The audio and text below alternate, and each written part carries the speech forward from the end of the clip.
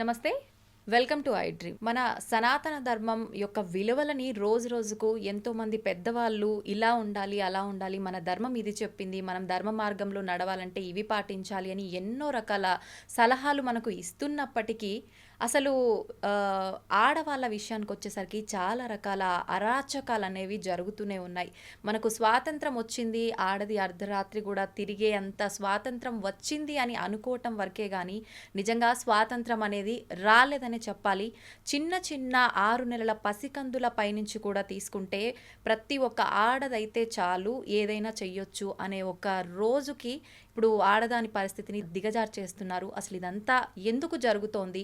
మన సనాతన ధర్మం యొక్క గొప్పతనాన్ని మర్చిపోబట్టేనా? అసలు ఏంటి అనే విషయాన్ని ప్రస్తుతం మాట్లాడబోతున్నాను ప్రణవానంద ప్రభుజీ గారితో. ఇప్పుడు ప్రభుజీతో మాట్లాడి దానికి సంబంధించిన విషయాలన్నింటినీ క్లియర్గా తెలుసుకుందాం. నమస్తే ప్రభుజీ. నమస్కారం అండి. ప్రభుజీ, మనకు ఎంత స్వాతంత్రం వచ్చినా ఎంతోమంది గొప్పవాళ్ళు మీలాంటి వాళ్ళు ఎన్నో రకాలుగా మంచి మంచి విషయాలు తెలియచేస్తున్నా కూడా ఆడవాళ్ళ విషయానికి వచ్చేసరికి వాళ్ళ పైన జరిగే అఘాయిత్యాలు అరాచకాలు మాత్రం ఏ రోజు తగ్గట్లేదని చెప్పాలి ప్రభుజీ. గత కొన్ని రోజుల నుంచి చూస్తున్నాం, చిన్న చిన్న పిల్లల నుంచి ఉయ్యాలలో ఉన్న పసికందు పై నుంచి కూడా అత్యాచారం జరిగే విషయాలైతే వింటున్నాం. ప్రస్తుతం చూసుకుంటే ఒక 10 రోజుల నుంచి ఒక విషయం అయితే ఎక్కువగా వింటున్నాం. కోల్కతాలో జూనియర్ డాక్టర్ పైన జరిగిన సంఘటన అసలు అది మాట్లాడడానికే చాలా బాధాకరమైన విషయం. ఎందుకు ప్రభుజీ ఇలాంటివన్నీ ఎందుకు జరుగుతున్నాయి? ఇంత ఘోరమైన పరిస్థితులు తలెత్తుతున్నప్పుడు భగవంతుడు ఎందుకు అవి ఆపటానికి ప్రయత్నం చేయట్లేదంటారు? మీకు ఒక విషయం చెప్తాను. మీరు అన్నారు మీలాంటి వాళ్ళు ఇన్ని విషయాలు చెప్తున్నా సరే ఎందుకు ఈ సమాజం మారట్లేదు అని. మేము ఇన్ని విషయాలు చెప్తున్నా సరే ఎంతమంది వింటున్నారండి? ఎంతమంది తల్లిదండ్రులు తమ పిల్లల్ని ఒక మంచి మార్గంలో మంచి ఎగ్జాంపుల్స్ చూపించి పెంచుతున్నారండి? ఇప్పుడు ప్రస్తుత సమాజంలో ఎలాంటి సీరియళ్ళు నడుస్తున్నాయి, ఎలాంటి సినిమాలు నడుస్తున్నాయి మీకు తెలియదా? స్త్రీని ఒక లేడీని ఎంత ఆబ్జెక్టిఫై చేసి చూపిస్తున్నారు. మనం చూడట్లేదా అండి ఈ ప్రపంచంలో? చూస్తున్నాం. సినిమాలు ఎక్కడైతే స్త్రీలని కొడుతున్నారో, ఎక్కడైతే స్త్రీలని హింసిస్తున్నారో అటువంటివన్నీ సూపర్ డూపర్ హిట్ అయిపోయి 100 రోజులు నడిచిపోయి అందరూ ఎగబడి అలాంటి సినిమాలకు వెళ్ళి చూసేస్తున్నారు కదా. మరి అలాంటి విషయాలను ప్రోత్సహించినప్పుడు మరి ఈ సమాజంలో అలాంటివే కదండి అయ్యేది.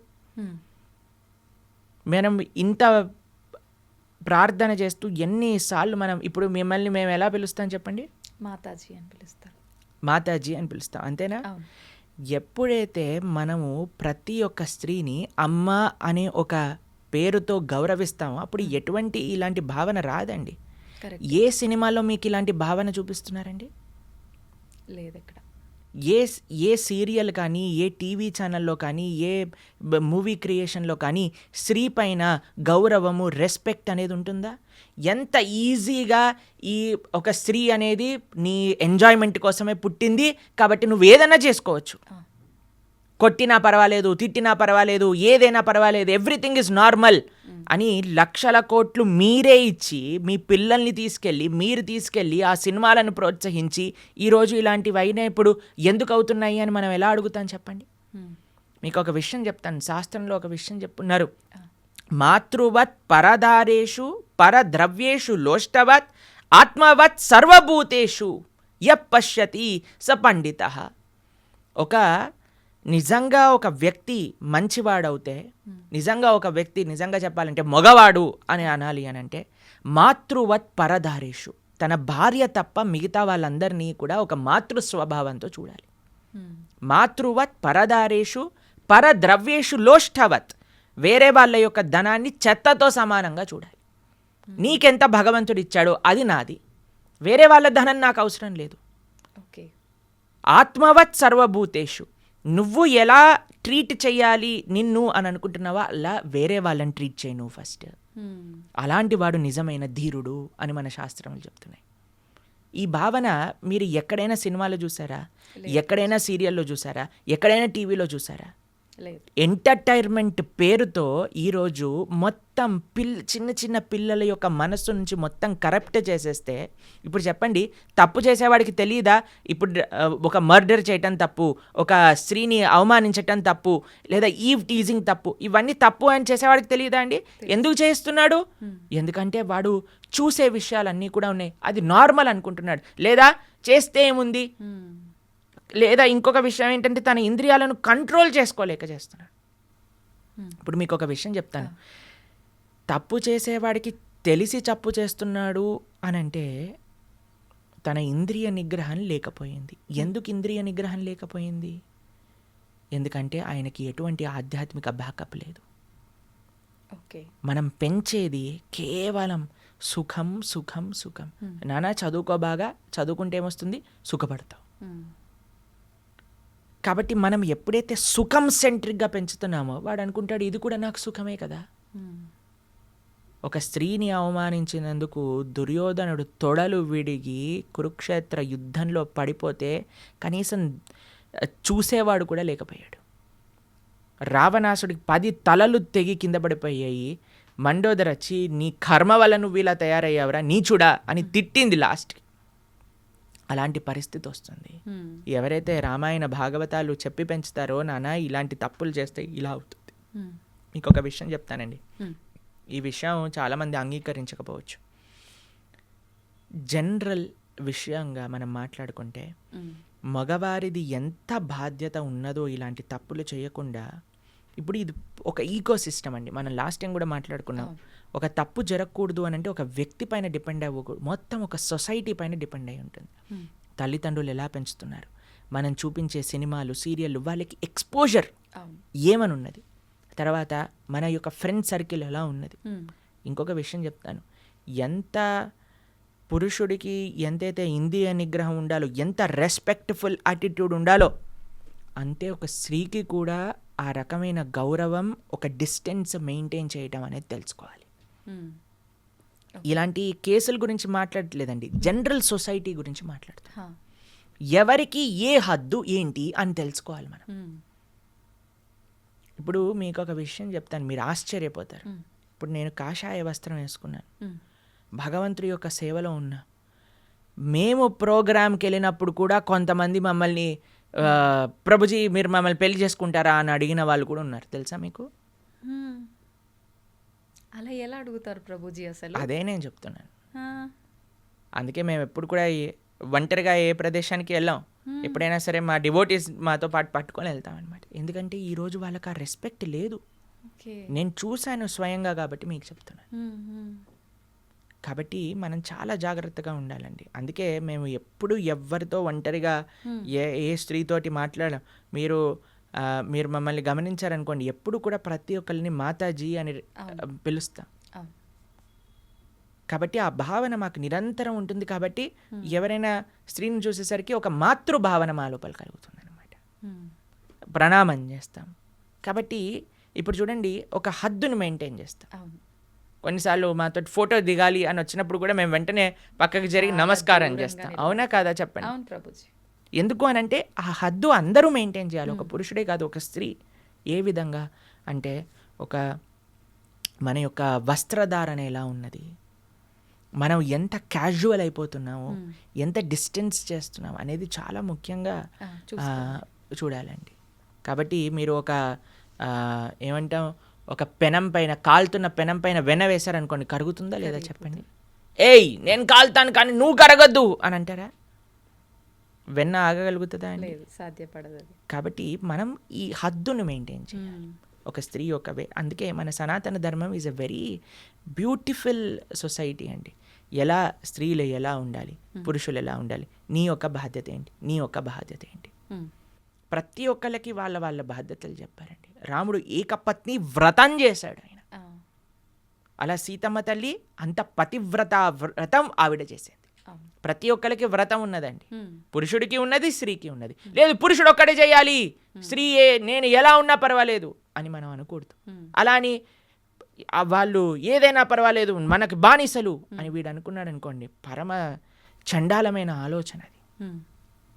కాబట్టి ఈ సొసైటీ మారాలి అని అంటే దేనివల్ల మారుతుంది అని అంటే మనం దేన్ని ప్రోత్సహిస్తున్నాం, దేన్ని చూపిస్తున్నాం, దేన్ని వినిపిస్తున్నాం.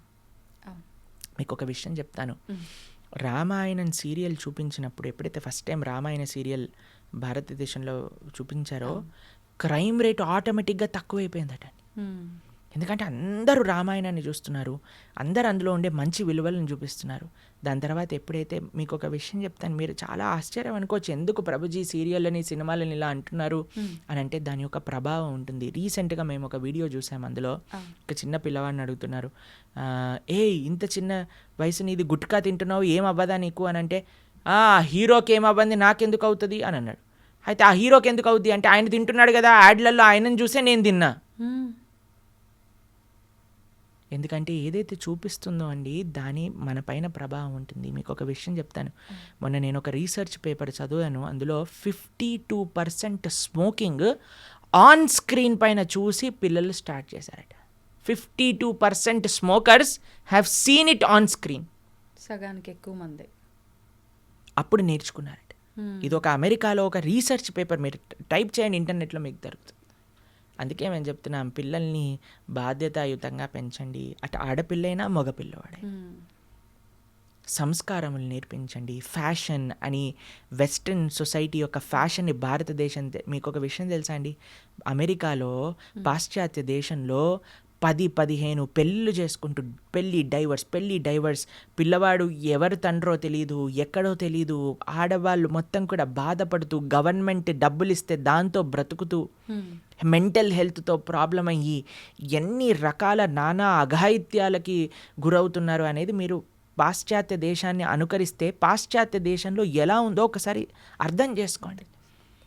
ఫ్యాషన్ పేరుతో వెస్టర్న్ వరల్డ్ని మనము ఇమిటేట్ చేయటం కాదండి మనకు కావాల్సింది. మన సనాతన భారతీయ విలువలు మనం పాటిస్తే అది నిజమైన ధైర్యము, అది నిజమైన శక్తిని, నిజమైన ప్రొటెక్షన్ని మనకు కలిగిస్తూ ఉన్నది. కాబట్టి ఎంత మగవారు బాధ్యత వహించాలో అంతే ఆడవారు బాధ్యత వహించాలి. ఇద్దరూ సరిసమానంగా తమ యొక్క బాధ్యతలు, తమ యొక్క హద్దులు తెలుసుకున్నప్పుడే ఈ ప్రపంచం అనేది బాగుంటుంది. దాంతోపాటు స్ట్రిక్ట్ లాస్. ఎప్పుడైతే దుర్యోధనుడు అలా ఆ తప్పు మాట అన్నాడో, ఏమన్నాడండి, కర్ణుడు ఐడియా ఇచ్చాడు తెలుసా మీకు. ఫస్ట్ మహాభారతంలో ద్రౌపదీదేవిని తీసుకొచ్చి వస్త్రాపహరణం చేయమన్న ఐడియా ఎవరిదో తెలుసా? కర్ణుడిది. ఓకే. నేను ఒక వీడియో కర్ణుడి గురించి చేసిన వీడియోలో కింద చూస్తే Karna is emotion, Karna is life, Karna fans, వీళ్ళందరూ కూడా అలాంటి దోవకి చెందిన వాళ్ళు. కేవలం ఒక సినిమా రావటం వల్ల కర్ణుడు గొప్పవాడు అవ్వడండి. కర్ణుడు ఉన్నాడు అని చెప్పినదే మహాభారతం. మహాభారతాన్ని ఏదైతే జరిగినట్టుగా వ్యాసుల వారు దేన్నైతే ప్రస్తావన చేశారో ఆ విషయాలను ఫస్ట్ మనం అర్థం చేసుకోవడానికి ప్రయత్నం చేయాలి. వ్యాసుల వారు ఏమన్నారు, ఎందుకు, ఏం చేశాడు కర్ణుడు అని మన వాళ్ళకండి. అందుకే నేను చెప్తున్నాను కదా, సినిమా యొక్క ప్రభావం ఎంత ఘోరంగా ఉన్నది అనే విషయాన్ని అర్థం చేసుకోవాలి.